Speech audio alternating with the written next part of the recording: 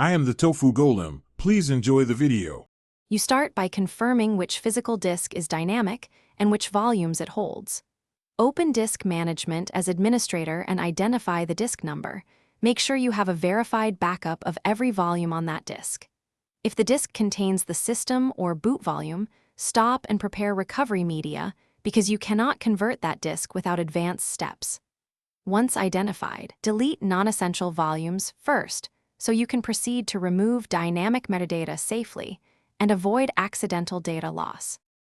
Now you remove dynamic volumes in sequence. Right-click each dynamic volume in Disk Management and choose Delete Volume. Confirm prompts and watch the disk become unallocated. If a volume resists deletion, use disk part, run disk part, select disk X, list partition, select partition Y, then delete partition. After all volumes are removed, use disk part clean or disk management to wipe dynamic metadata so Windows can see the disk as basic.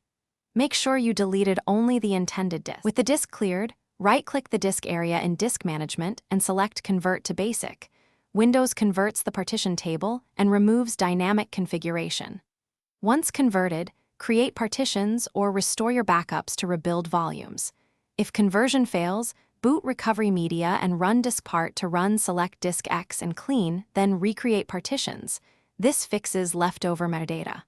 Finally, make sure the boot order or drive letters are correct so systems and applications find files where you expect them.